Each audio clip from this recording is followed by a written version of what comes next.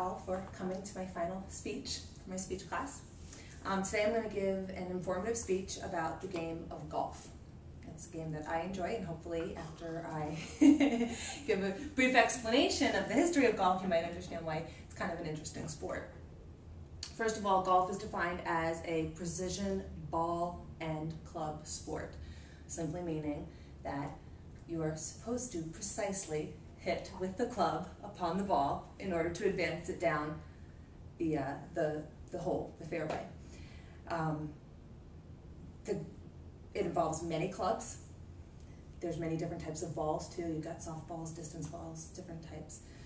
The idea of the game is as you're advancing down the fairway, you are supposed to utilize several different clubs. You will have fairway woods, and you'll also have your irons.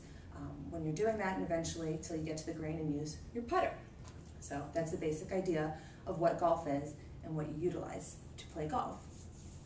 Now, this one is what I love. There's a couple of myths about golf.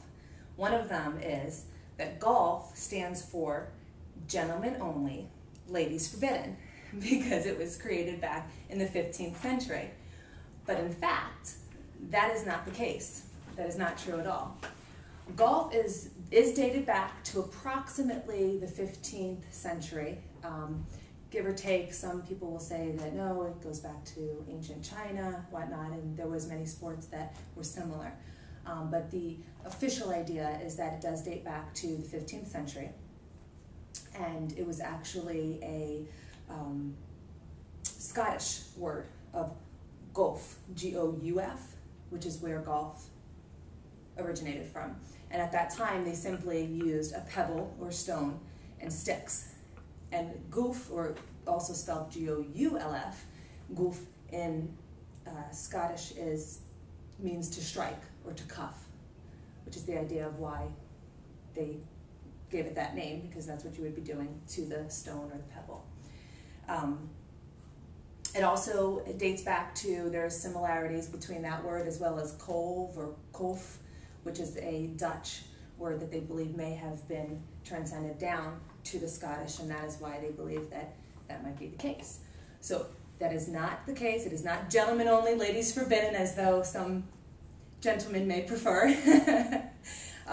Because before I picked up golf, I was a golf widow myself, and but that is not the true meaning of the word golf. It is simply a derived word from an ancient Scottish word. There's another great myth that I love that's going around on the internet, and I've got it, probably had it forwarded to me 10, 15 times. And it goes through the history of why there's 18 holes on a golf course. I don't know if any of you have ever seen this particular email, but it basically explains about this Scottish gentleman who came up with the idea of 18 holes because there are 18 shots in a whiskey bottle. So you would actually have one shot per hole. But again, as myths are in many cases in this great sport of golf, not true.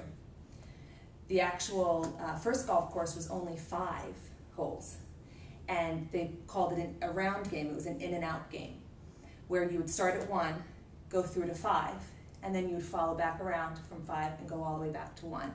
So there was really only 10 holes in the original golf game, because 5 of them that you played 2 times.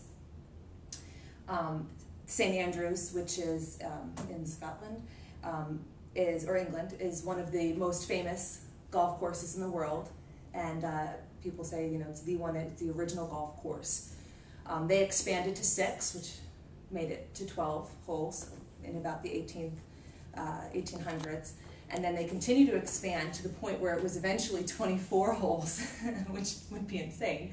And eventually they cut that back because a few of the holes were a little bit larger than what you would want to play as far as the yardage, because typically the fairway, your distance will be anywhere from 130 to sometimes, 3 or even upwards of 4. And some of these were like that. They were 400 or 500 yards, and they realized that that was just a little bit too much. So they brought it down, a couple of them, and then that is when 18 holes officially became the standard in the golf world.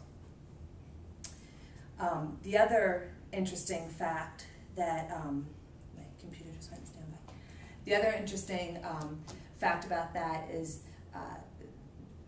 at the time, there was no standard for how many strokes you would actually play.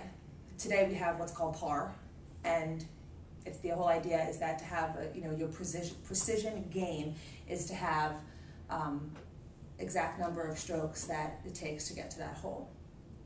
Par was actually first invented in, I believe it was the 1800s, since my computer shut off, I can't tell, and it wants to back up. But the idea was, it was Coventry Golf Course, and at that time, the secretary of the golf club itself had decided that it was required to have a ground score, so that when individuals came to play, they would have a ground score for which they would try to achieve, for themselves, for their golf game. And at that time, they had first called it golf, and at the time they had an outing, I guess you could say. And there was this colonel who had said that one of the men that was playing was a bogey of a man. And apparently this is because of a song that was out at the time. And it was, hush, hush, hush, here comes the bogeyman. And apparently it had something to do with somebody who was going to get the best of you or something like that. And because of that, one saying it, that one particular golf outing, they decided that the ground score would be called bogey. And that was the history of how bogey came to be.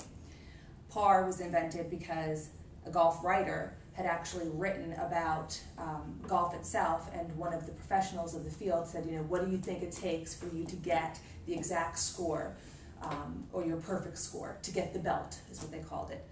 And in order to get this belt or this cup, where we have different awards now for all the golf outings, jackets, things like that, and he came up with a specific score he needed for each of the different golf courses at the time that they had, so that became known as par. Well, then they decided that it was kind of evolved into par was what you wanted to get, and bogey was what you typically got because you were never on par. You always were one over. So that was where bogey and par ended up being developed. And then the other is birdie, under par.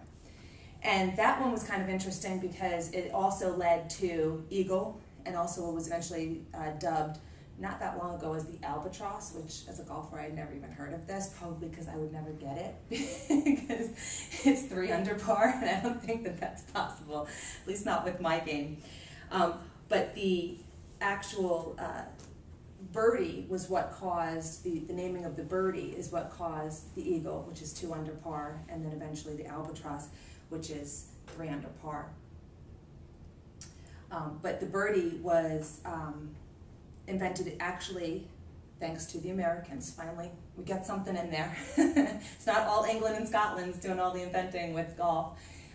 In the 19th century, there was a slang term, which I didn't know about this, and it was called "that's a bird."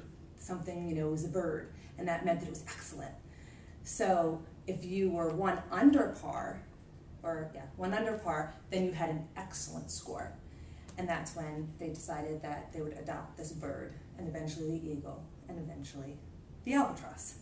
So, and that's basically just a little glimpse. I mean, there's so much out there. When I was doing the research, trying to figure out, what I wanted to talk about, because it really was a large amount of information, and many books and everything that you can find on the sport if you wanted to. But the actual development is interesting because every single thing that is created in the game of golf, the names, why there's 18 holes, how it's played, everything is absolutely 100% completely an accident, which is typically every good swing that I have. So, thank you very much.